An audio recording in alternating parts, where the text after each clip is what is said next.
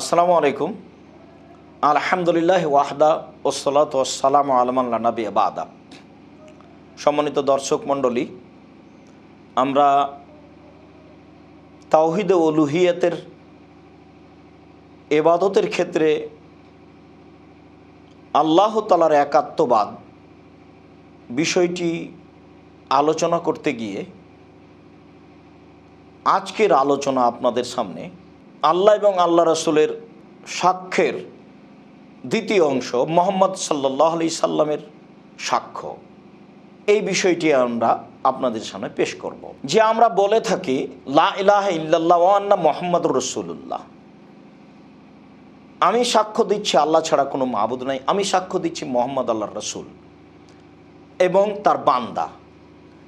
আমি সাক্ষ্য দিচ্ছি মুহাম্মদ আল্লাহর রাসূল এবং তার বান্দা, এই কথাটির অর্থ কি? প্রথমত আমরা আপনাদের সামনে পেশ করি যে সাক্ষ্যের মধ্যে একটি জিনিস রয়েছে দাস, আল্লাহর দাস এবং আল্লাহর রাসূল। এইখান থেকে আমাদের দুইটি জিনিস স্মরণে রাখতে হবে। তার একটি হচ্ছে মুহাম্মদ সাল্লাল্লাহু আলাইহি সাল্লামকে মানুষ মনে করতে হবে, যিনি রক্ত মাংস দ্বারা তৈরি, রক্তগোস্ত দ্বারা তৈরি, শুক্রকীটের মাধ্যমেই জন্ম নিয়েছেন। কেননা সাক্ষ্যের মধ্যে আব্দ শব্দ রয়েছে, দাস। আর পৃথিবীতে আদম আলাইহিস সালামের পক্ষ থেকে প্রত্যেকেই যারা দুনিয়াতে এসেছেন তারা সবাই শুক্রকীটের মাধ্যমে এসেছে। আমাদের নবী করিম সাল্লাল্লাহু আলাইহি সাল্লাম দুনিয়াতে এভাবে এসেছেন, কাজেই তাকে মানবিক মর্যাদা থেকে অন্য স্তরে নিয়ে যাওয়ার কোনো সুযোগ নেই। আবার তার হাতে রেসালাত দেওয়া হয়েছে, এর অর্থ এটাও নয় যে তিনি রেসালাত পাওয়ার ভিত্তিতে মানুষ না থেকে তিনি আল্লাহর স্তরে চলে গেছেন, যা অনেকেই মনে করে থাকে। না, সেখানে নিচে দিকে বাড়াবাড়ির কিছু সুযোগ রয়েছে, না উপরের দিকে বাড়াবাড়ির কোনো সুযোগ রয়েছে।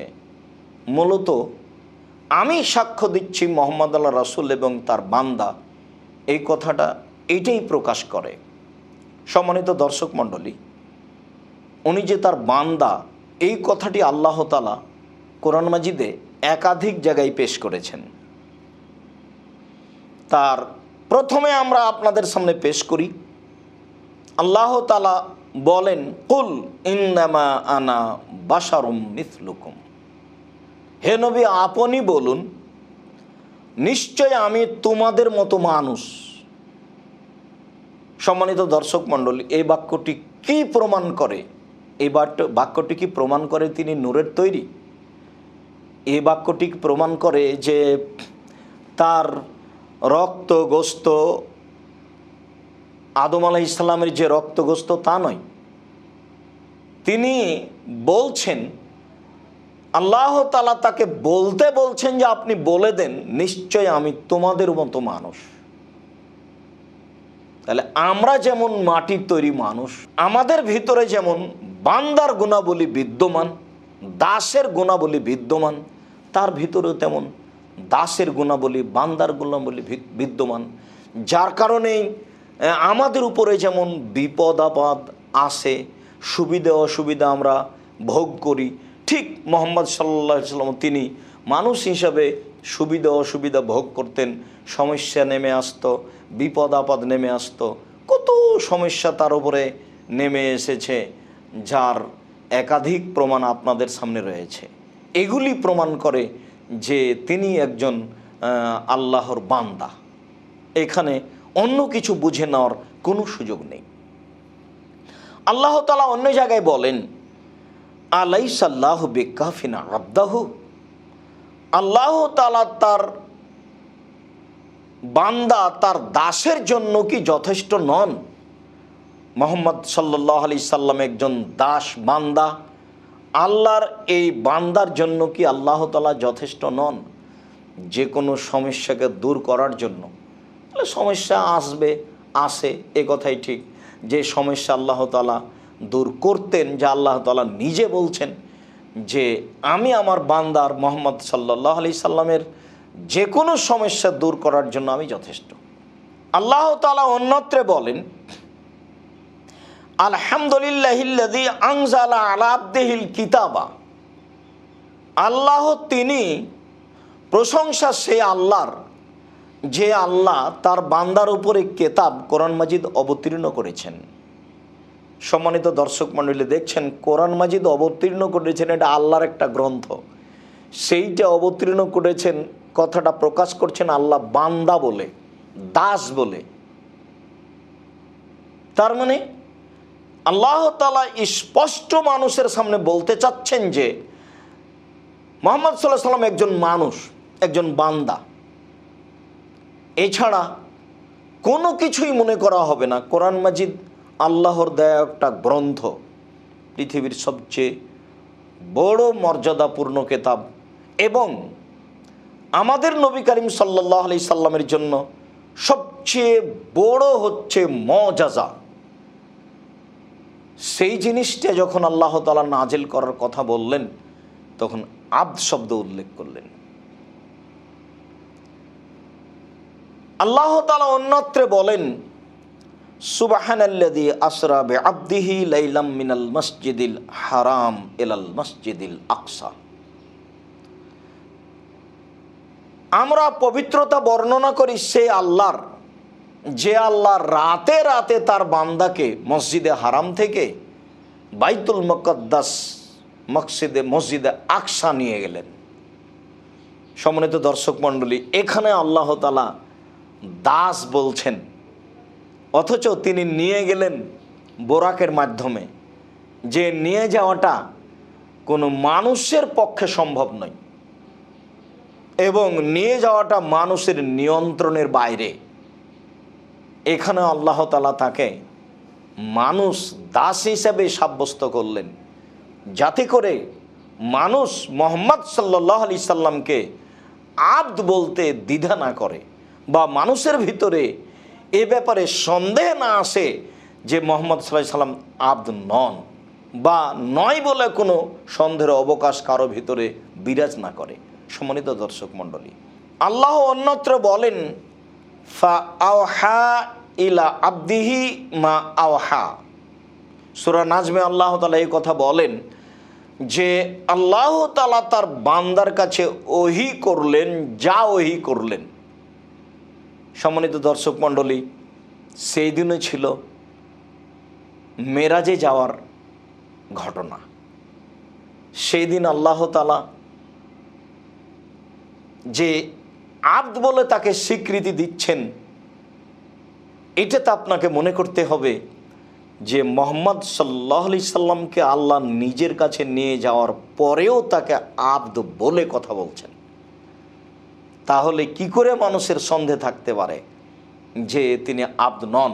অতএব সাক্ষ্য দিতে হবে এইভাবে যে আমি সাক্ষ্য দিচ্ছি আল্লাহ ছাড়া প্রকৃত কোনো মাবুদ নেই, আমি সাক্ষ্য দিচ্ছি মুহাম্মদ আল্লাহর রাসূল এবং তার বান্দা।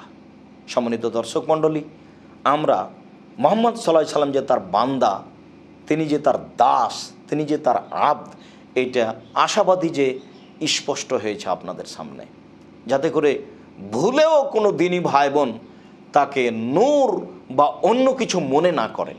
আর আরেকটি হচ্ছে তিনি রাসূল, আল্লাহ তাআলা তাকে সুসংবাদ দাতা এবং ভয় প্রদর্শনকারী হিসাবে দুনিয়াতে পাঠিয়েছিলেন।